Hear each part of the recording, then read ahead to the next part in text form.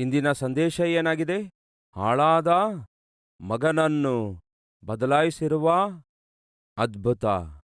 ಈ ಅದ್ಭುತ ಒಬ್ಬ ಹಾಳಾಗಿರುವ ಮಗನಿಗೆ ವಾಸಿ ಮಾಡಿತು. ಹಾಗಾಗಿ ಹಾಳಾಗಿರುವ ಗಂಡ, ಹಾಳಾಗಿರುವ ಹೆಂಡತಿ, ಹಾಳಾಗಿರುವ ಮಕ್ಕಳು ಒಂದು ವೇಳೆ ನಿಮ್ಮ ಮನೆಯಲ್ಲಿರುವುದಾದರೆ ನನ್ನ ಕರ್ತನು ಅವರನ್ನು ಬದಲಾಯಿಸುವುದಕ್ಕಾಗಿ ಆತನು ಇಷ್ಟಪಡುತ್ತಿದ್ದಾನೆ ಎಂಬ ವಾಸ್ತವ ತಿಳಿಯಪಡಿಸುವುದಕ್ಕಾಗಿಯೇ ಈ ಸಂದೇಶವನ್ನು ನಿಮ್ಮೆಲ್ಲರೊಂದಿಗೆ ಹಂಚಿಕೊಳ್ತಿದ್ದೇನೆ.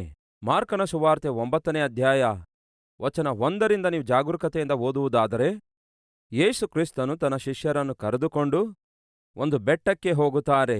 ಬನ್ನಿ ನೋಡೋಣ. ವಚನ 2ರಿಂದ 6 ದಿನಗಳಾದ ಮೇಲೆ ಯೇಸು ಪೇತ್ರ, ಯಾಕೋಬ, ಯೋಹಾನರನ್ನು ಮಾತ್ರ ವಿಂಗಡವಾಗಿ ಕರಕೊಂಡು ಎತ್ತರವಾದ ಬೆಟ್ಟಕ್ಕೆ ಏಕಾಂತವಾಗಿ ಅವರನ್ನು ಕರೆದುಕೊಂಡು ಹೋಗಿ ಅವರ ಕಣ್ಣ ಮುಂದೆ ಆತನ ರೂಪ ಬೇರೆಯಾಯಿತು.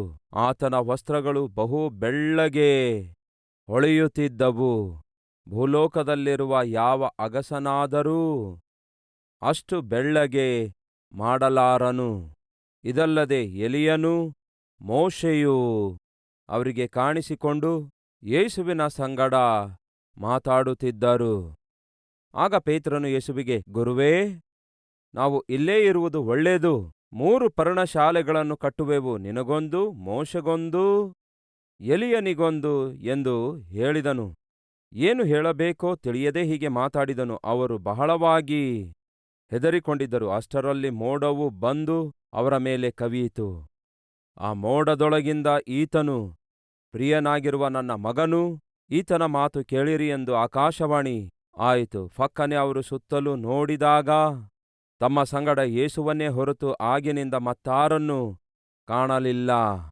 ರೈಟ್. ಯೇಸು ಕ್ರಿಸ್ತನಿಗೆ ಒಟ್ಟು ಎಷ್ಟು ಮಂದಿ ಶಿಷ್ಯರು ಗೊತ್ತಾ? 12 ಮಂದಿ ಶಿಷ್ಯರು. ಈ 12 ಮಂದಿ ಶಿಷ್ಯರಲ್ಲಿ ಯೇಸು 3 ಯೇಸು ಕ್ರಿಸ್ತನು ಪ್ರತ್ಯೇಕಿಸುತ್ತಾರೆ. ಯಾರು ಅವರು?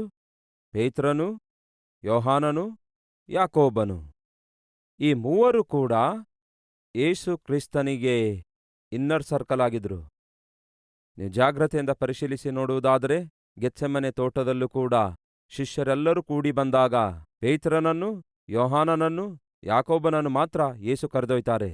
ಯೇಸು ಕ್ರಿಸ್ತನನ್ನು ಬಹಳ ಚೆನ್ನಾಗಿ ಅರ್ಥ ಮಾಡಿಕೊಂಡು ಯೇಸುವಿಗೆ ಬಹು ಹತ್ತಿರದಲ್ಲಿರುವ ಶಿಷ್ಯರೇ ಪೇತ್ರ, ಯೋಹಾನ, ಯಾಕೋಬರು ಆಗಿದ್ರು. ಈ 3 ಕೂಡ ಯೇಸು ಕ್ರಿಸ್ತನು ಆ ದಿನ ಬೆಟ್ಟದ ಮೇಲೆ ಕರೆದೊಯ್ತಾರೆ. ಬೆಟ್ಟದ ಮೇಲೆ ಕರೆದೊಯ್ದಾಗ ಬೈಬಲ್ ಹೇಳುತ್ತದೆ, ಯೇಸು ಕ್ರಿಸ್ತನು ಅಲ್ಲಿ ರೂಪಾಂತರ ಹೊಂದಿದರೆಂದು. ಅಂದರೆ ಯೇಸು ಕ್ರಿಸ್ತನ ಮೇಲೆ ಆತನ ಮಹಿಮೆ ಇಳಿದು ಬಂದಿತು. ಯಾವಾಗ ದೇವರ ಮಹಿಮೆ ಯೇಸು ಕ್ರಿಸ್ತನ ಮೇಲೆ ಇಳಿದು ಬಂದಿತೋ, ಆ ಮಹಿಮೆಯಿಂದ ತುಂಬಲ್ಪಟ್ಟಿರುವಂತಹ ಯೇಸು ಕ್ರಿಸ್ತನ ವಸ್ತ್ರಗಳು ಬಹು ಪ್ರಕಾಶದಿಂದ ತುಂಬಿಕೊಂಡಿದುವು. ಹಾಗೆ ಬಹು ಪ್ರಕಾಶದಿಂದ ಯೇಸುವಿನ ವಸ್ತ್ರಗಳು ಪ್ರಕಾಶಿಸುತ್ತಿರುವಾಗ ಇಬ್ಬರು ಪರಲೋಕದಿಂದ ಇಳಿದು ಬಂದ್ರಂತೆ. ಯಾರು ಅವರು? ಮೋಶೆಯೂ ಎಲಿಯಾನು ಪರಲೋಕದಿಂದ ಇಳಿದು ಬಂದು ಅವರು ಯೇಸುವಿನ ಸಂಗಡ ಮಾತಾಡ್ತಾರೆ. ಹಾಗೆ ಯೇಸುವಿನೊಂದಿಗೆ ಮೋಶೆ, ಎಲಿಯ ಮಾತಾಡುತ್ತಾ ಇರುವಾಗ ಯಾರು ನೋಡ್ತಾರೆ? ಆ 3 ಶಿಷ್ಯರು ಕೂಡ ನೋಡ್ತಾರೆ. ಕೇಳಿ ಕ್ರೈಸ್ತಿಯ ಸಮಾಜವೇ, ನಿಮಗೊಂದು ಶುಭವಾರ್ತೆ. ಯಾವುದು ಆ ಶುಭವಾರ್ತೆ? ನಾವು ಮರಣ ಹೊಂದಿದರೂ ಸಹ ತಿರುಗಿ ಎದ್ದೇಳುತ್ತೇವೆ. ಹೇಗೆ ಗೊತ್ತಾ? ಮೋಶೆ ಮರಣ ಹೊಂದಿದ, ಆದರೆ ತಿರುಗಿ ಎದ್ದು ಬಂದ. ಮನುಷ್ಯ ಮರಣ ಹೊಂದಿದ ನಂತರ ಮತ್ತೊಂದು ಜೀವಿತ ಇದೆಯಾ? ಮನುಷ್ಯ ಮರಣ ಹೊಂದಿದ ನಂತರ ಏನಾಗುತ್ತದೆ? ಮನುಷ್ಯ ಮರಣ ಹೊಂದಿದ ನಂತರ, ಸಮಾಧಿ ಮಾಡಿದ ನಂತರ ಅಲ್ಲಿಗೆ ಮನುಷ್ಯ ಮಾಯವಾಗಿ ಹೋಗುತ್ತಾನೋ, ಕಣ್ಮರೆಯಾಗಿ ಹೋಗುತ್ತಾನೋ ಎಂಬ ಪ್ರಶ್ನೆಗೆ ಬೈಬಲ್ ಕೊಡುವ ಉತ್ತರ ಏನಾಗಿದೆ ಗೊತ್ತಾ? ಇಲ್ಲವೇ ಇಲ್ಲ. ಮನುಷ್ಯ ಮರಣ ಹೊಂದಿದ ನಂತರ ದೇವರಲ್ಲಿ ನಂಬಿಕೆ ಇಡುವುದಾದರೆ ದೇವರೊಂದಿಗೆ ನಿವಾಸಿಸುವುದಕ್ಕೋಸ್ಕರ ಪರಲೋಕಕ್ಕೆ ಹೋಗುತ್ತಾನೆ. ದೇವರನ್ನು ತಿರಸ್ಕರಿಸಿ ಇಷ್ಟಾನುಸಾರವಾಗಿ ಜೀವಿಸುವುದಾದರೆ ತಾನು ಜೀವಿಸಿರುವ ಇಷ್ಟಾನುಸಾರವಾದ ಜೀವಿತದ ಮೇರೆಗೆ ಆ ಮನುಷ್ಯನು ಶಿಕ್ಷಿಸಲ್ಪಡುವುದಕ್ಕಾಗಿ ಕೊಂಡೊಯ್ಯಲ್ಪಡ್ತಾನೆ. ಯೇಸು ಕ್ರಿಸ್ತನಲ್ಲಿ ನಂಬಿಕೆ ಇಡುವಂಥವರು ಮರಣ ಹೊಂದಿದರೂ ಕೂಡ ತಿರುಗಿ ಎದ್ದೇಳುತ್ತಾರೆ ಎಂದು ಬೈಬಲ್ ಹೇಳುತ್ತದೆ.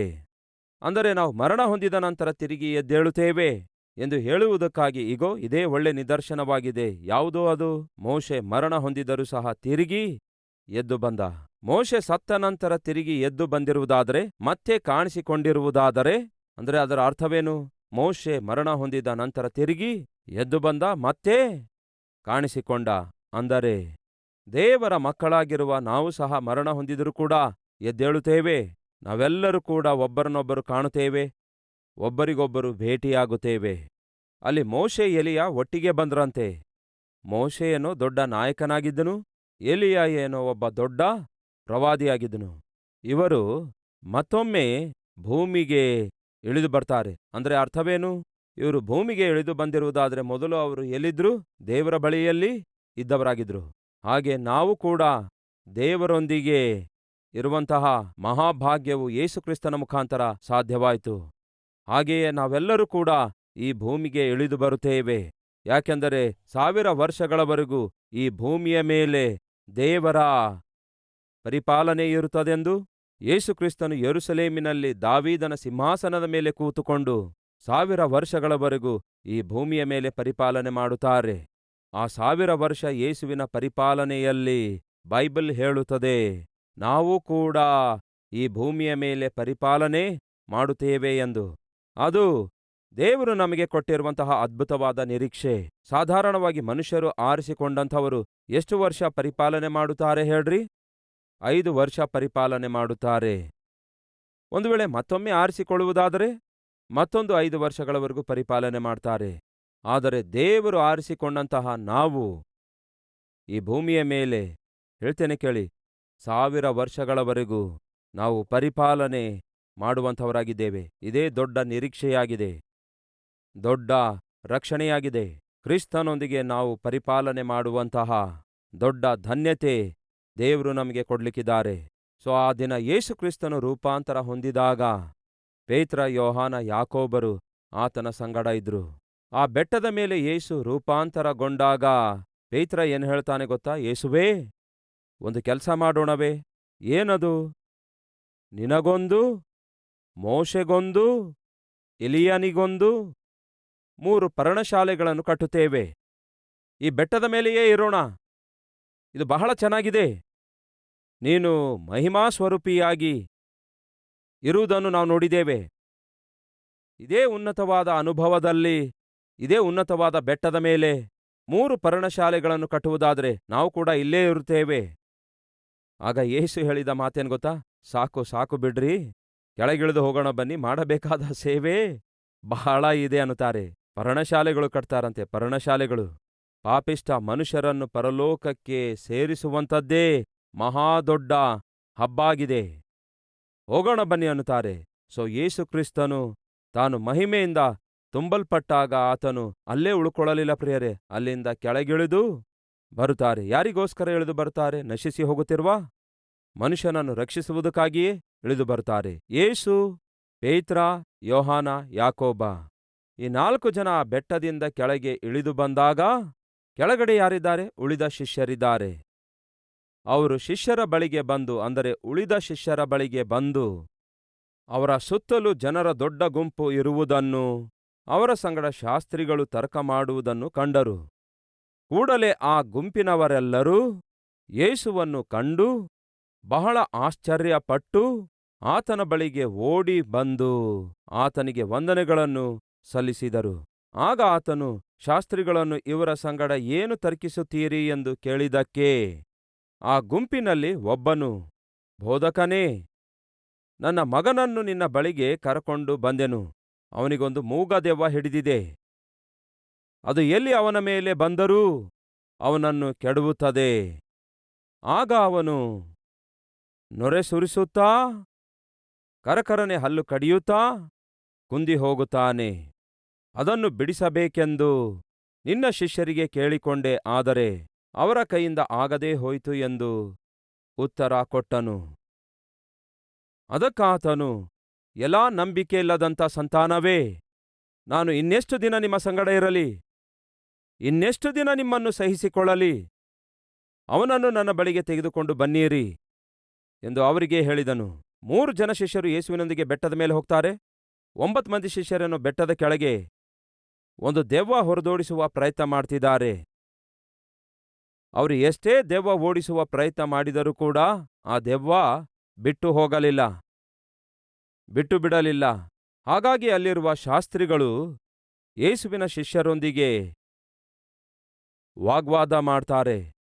ಅವರೊಂದಿಗೆ ತರ್ಕಿಸುತ್ತಾ ಇದ್ರು. ನಿಮಗೆ ಶಕ್ತಿ ಇಲ್ಲದಿರುವಾಗ, ನಿಮಗೆ ಪವರ್ಸ್ ಇಲ್ಲದಿರುವಾಗ ಯಾಕೆ ನೀವು ಯೇಸುವಿನ ಶಿಷ್ಯರು ಎಂಬುದಾಗಿ ತೋರಿಸಿಕೊಳ್ತೀರಿ? ಹೊರಗಡೆ ಏನೋ ಬಹಳ ದೊಡ್ಡ ದೇವರಿಂದ ಆರಿಸಲ್ಪಟ್ಟವರಂತೆ, ದೇವರಿಂದ ಕರೆಯಲ್ಪಟ್ಟವರಂತೆ ಟೈಟಲ್ಸ್ ಇಟ್ಕೊಳ್ತೀರಿ.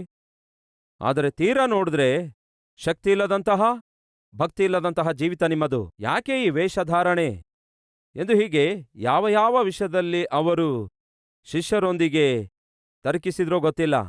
ಶಿಷ್ಯರನ್ನು ಪ್ರಶ್ನಿಸಿದ್ದರೆಂದು, ಶಿಷ್ಯರನ್ನು ಅವಮಾನಗೊಳಿಸಿದ್ದರೆಂದು ಗೊತ್ತಿಲ್ಲ. ಆದರೆ ಸ್ವಲ್ಪ ಮಟ್ಟಿಗೆ ಅಲ್ಲಿ ಶಿಷ್ಯರು ತಲೆ ಬಾಗಿಸಿಕೊಳ್ಳುವ ಪರಿಸ್ಥಿತಿ ಎದುರಾಗಿತ್ತು.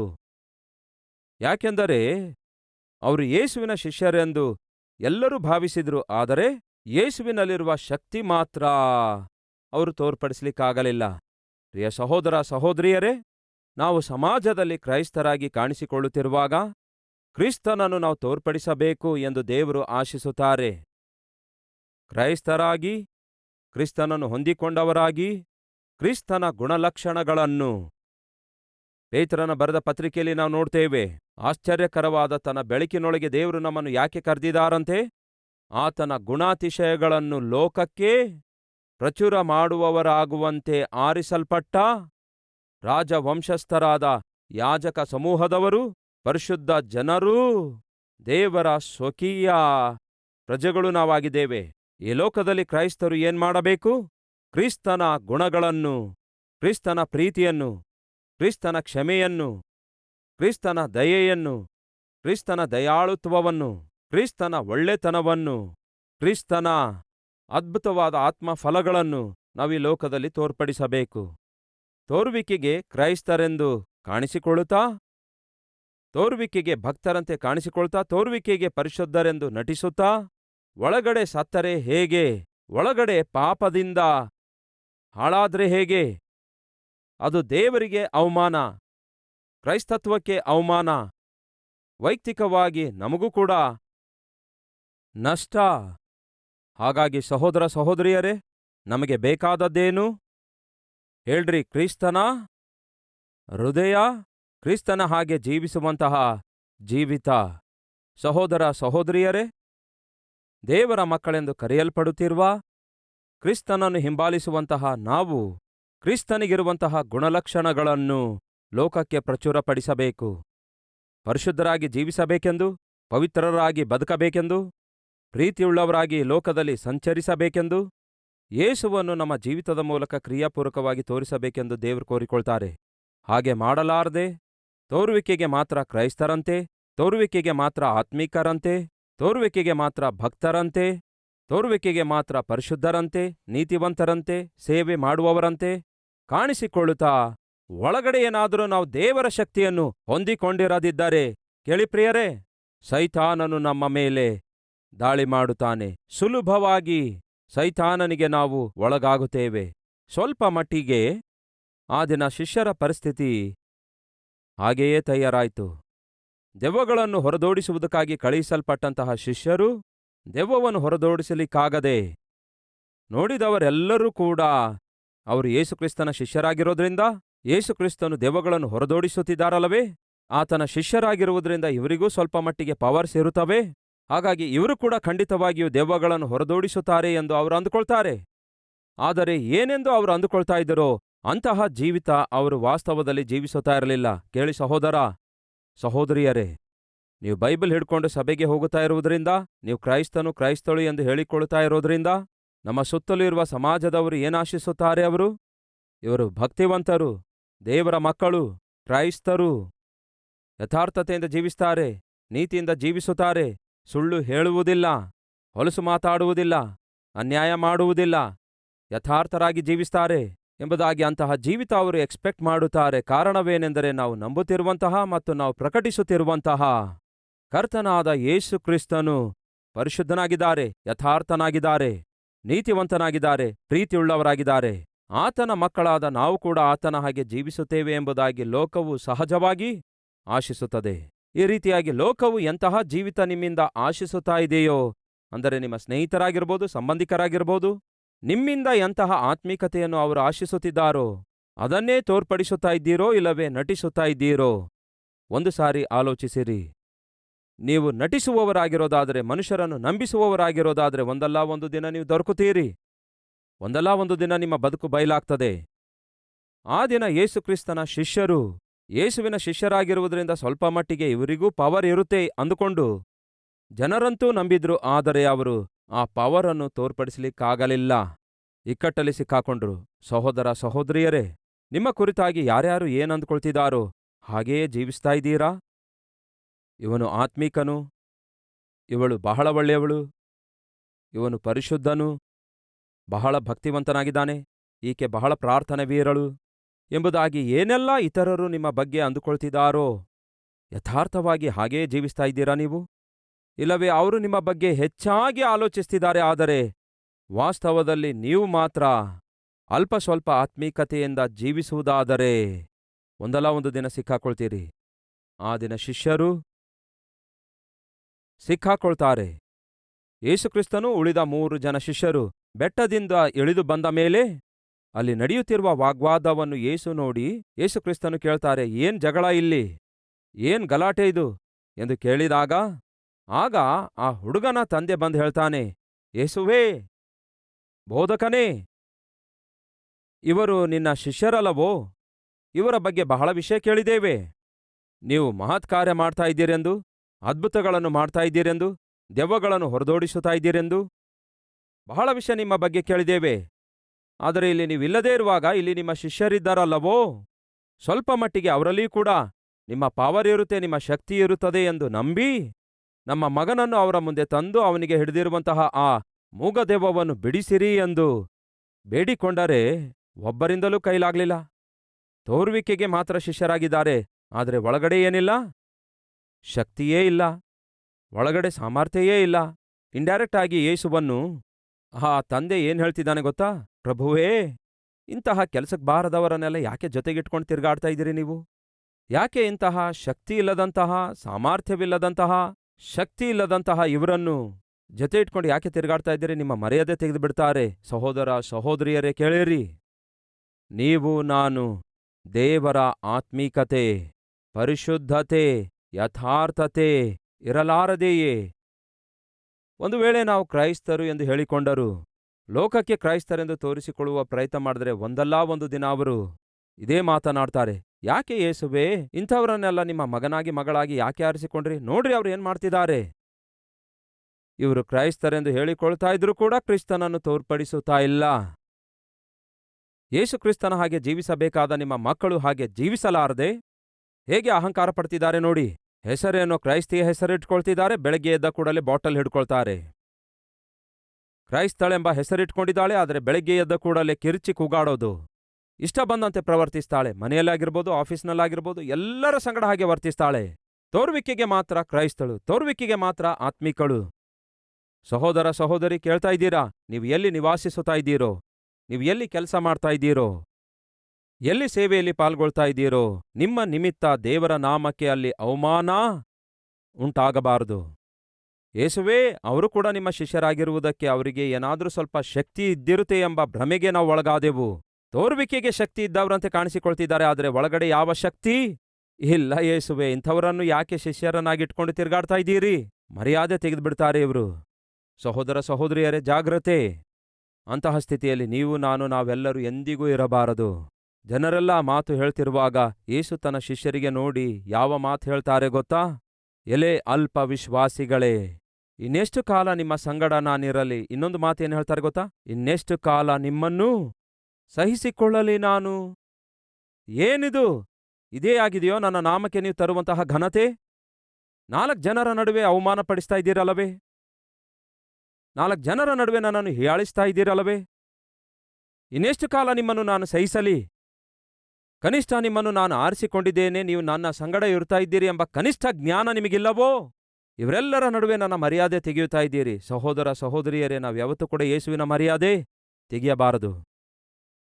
ಕ್ರೈಸ್ತರೆಂದು ಹೇಳಿಕೊಳ್ತಾ, ಆತ್ಮೀಕರೆಂದು ಹೇಳಿಕೊಳ್ತಾ ಬಾಯಿಂದ ಹೊಲಸು ಮಾತಾಡುವುದಾದರೆ ದೇವರಿಗೆ ಅವಮಾನವಲ್ಲವೋ? ಕ್ರೈಸ್ತರೆಂದು ಹೇಳಿಕೊಳ್ತಾ, ಸಭೆಗೆ ಹೋಗುವವರೆಂದು ಹೇಳಿಕೊಳ್ಳುತ್ತಾ ಮಾತಾಡಲು ಬಾಯಿ ತೆರೆದ್ರೆ ಸಾಕು, ಆಡೋದೆಲ್ಲ ಸುಳ್ಳೇ.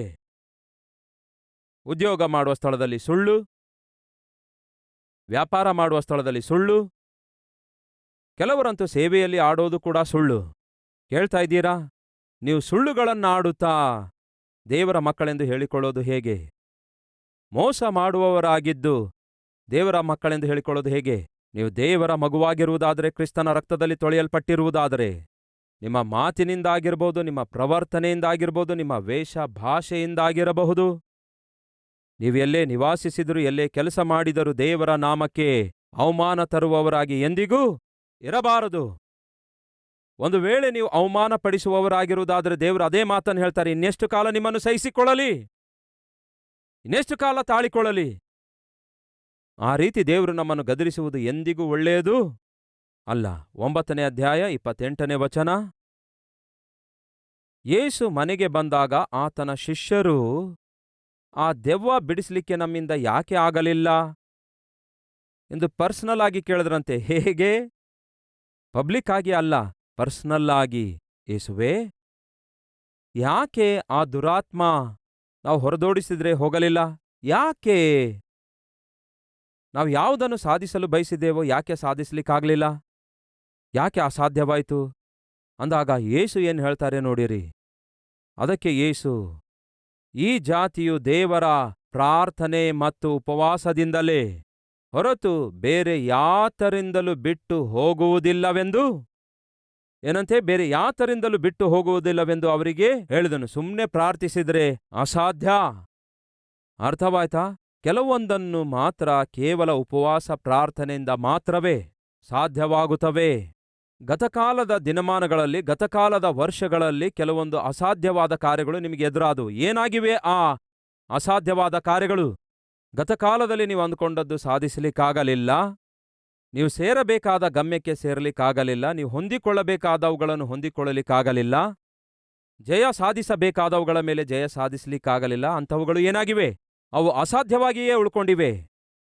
ಆರೋಗ್ಯ ಹೊಂದಿಕೊಳ್ಳಬೇಕೆಂದು ಬಯಸಿದ್ರಿ, ಉದ್ಯೋಗ ಪಡೆದುಕೊಳ್ಳಬೇಕೆಂಬುದಾಗಿ ಬಯಸಿದ್ರಿ, ಒಂದು ಪಾಪದ ಮೇಲೆ ಜಯ ಸಾಧಿಸಬೇಕು ಎಂಬುದಾಗಿ ಬಯಸಿದ್ರಿ, ನಾಲಿಗೆ ಹತೋಟಿಯಲ್ಲಿಟ್ಕೊಳ್ಬೇಕು, ನನ್ನ ಕಣ್ಣನ್ನು ಹತೋಟಿಯಲ್ಲಿಟ್ಕೊಳ್ಬೇಕು, ನನ್ನ ಕೋರಿಕೆಗಳೆಲ್ಲ ಹತೋಟಿಯಲ್ಲಿಟ್ಕೊಳ್ಬೇಕು, ಸಾಲದಿಂದ ಹೊರಗಡೆ ಬರಬೇಕು, ಹೆಂಡತಿ ಮಕ್ಕಳನ್ನು ಚೆನ್ನಾಗಿ ನೋಡ್ಕೊಳ್ಬೇಕು. ಏನಾಗಿದೆ? ನೀವು ಗತಕಾಲದಲ್ಲಿ ಬಯಸಿದ್ದನ್ನು ಸಾಧಿಸಲಿಕ್ಕಾಗದೇ ಇರುವುದು. ಒಳ್ಳೆ ಸಂಬಂಧ ಸೆಟ್ ಆಗಬೇಕು, ಒಂದು ಒಳ್ಳೆ ಮಗುವಿಗೆ ಜನ್ಮ ಕೊಡಬೇಕು, ಆರೋಗ್ಯದಲ್ಲಿ ಚೇತರಿಕೆ ಹೊಂದಬೇಕು, ಪ್ರಮೋಷನ್ ಸಂಪಾದಿಸಬೇಕು, ಇಲ್ಲವೇ ಇತರ ದೇಶಕ್ಕೆ ಹೋಗಬೇಕು. ಹೀಗೆ ಏನಾಗಿದೆ ನಿಮ್ಮ ಜೀವಿತದಲ್ಲಿ? ಕಳೆದ ದಿನಮಾನಗಳಲ್ಲಿ ಅಸಾಧ್ಯವಾಗಿ ನಿಮ್ಮ ಜೀವಿತದಲ್ಲಿ ಧಾವಿಸಿದ್ದು ಏನಾಗಿದೆ? ಆ ರೀತಿ ಅಸಾಧ್ಯವಾದವುಗಳನ್ನು ಸಾಧ್ಯ ಮಾಡಿಕೊಳ್ಳುವುದಕ್ಕಾಗಿ ಯೇಸು ನಮಗೆ ಕೊಟ್ಟ ಅದ್ಭುತವಾದ ಒಂದು ಸೂತ್ರ ಯಾವುದು ಗೊತ್ತಾ? ಉಪವಾಸ, ಪ್ರಾರ್ಥನೆ. ಬನ್ನಿ ಪ್ರಾರ್ಥಿಸೋಣ. ನನ್ನೊಂದಿಗೆ ಪ್ರಾರ್ಥಿಸುವಿರಾ?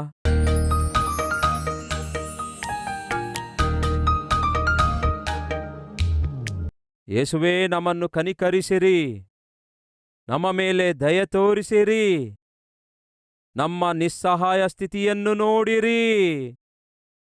ಏಸಯ್ಯ, ನಮ್ಮ ಕುಟುಂಬವನ್ನು ಕನಿಕರಿಸಿರಿ. ರಕ್ಷಕನೇ, ನಮ್ಮೆಲ್ಲರನ್ನು ಕನಿಕರಿಸಿರಿ. ಉದ್ಯೋಗವಿಲ್ಲದೆ ಬಾಧೆ ಪಡುತ್ತಿರುವ ಮಕ್ಕಳನ್ನು ಕನಿಕರಿಸಿರಿ ದೇವರೇ. ಆರೋಗ್ಯ ಸರಿಯಾಗಿಲ್ಲದಕ್ಕೆ ಬಲಹೀನವಾಗಿರುವ ಶರೀರಗಳನ್ನು ಕನಿಕರಿಸಿರಿ ದೇವರೇ. ಗರ್ಭಫಲವಿಲ್ಲದೆ ಬಳಲುತ್ತಿರುವಂತಹ ದಂಪತಿಗಳನ್ನು ಕನಿಕರಿಸಿರಿ. ಏಕಾಂಗಿಗಳನ್ನು ಕನಿಕರಿಸಿ ಸಂಸಾರಸ್ಥರನ್ನಾಗಿ ಮಾಡಿರಿ ದೇವರೇ. ಆರ್ಥಿಕ ಸಮಸ್ಯೆಗಳಲ್ಲಿ ಚದರಿ ಹೋದಂಥವರನ್ನು ಕನಿಕರಿಸಿರಿ. ಒಂದಲ್ಲ ಒಂದು ಮಾರ್ಗ ತೆರೆದು ಆರ್ಥಿಕವಾಗಿ ಸ್ಥಿರಪಡಿಸಿರಿ ದೇವರೇ. ತಂದೆಯೇ, ರಕ್ಷಣೆ ಇಲ್ಲದಂತಹ ಆ ಗಂಡನನ್ನು, ಆ ಹೆಂಡತಿಯನ್ನು, ಆ ಮಕ್ಕಳನ್ನು ಕನಿಕರಿಸಿ ರಕ್ಷಿಸಿರಿ ದೇವರೇ. ಪ್ರತಿಯೊಂದು ಕುಟುಂಬದಲ್ಲಿ ಶಾಂತಿ ಕೊಡಿರಿ ದೇವರೇ, ಸಮಾಧಾನವನ್ನು ಕೊಡಿರಿ, ಆನಂದವನ್ನು ಕೊಡಿರಿ, ಸಂತೃಪ್ತಿಯನ್ನು ಕೊಡಿರಿ. ಯೇಸುವೇ, ನಿಮಗೆ ನಮ್ಮೆಲ್ಲರನ್ನು ಒಪ್ಪಿಸಿಕೊಡ್ತಾ ಯೇಸುವಿನ ನಾಮದಲ್ಲಿ ಬೇಡಿ ಹೊಂದಿದ್ದೇವೆ ತಂದೆಯೇ, ಆಮೇನ್.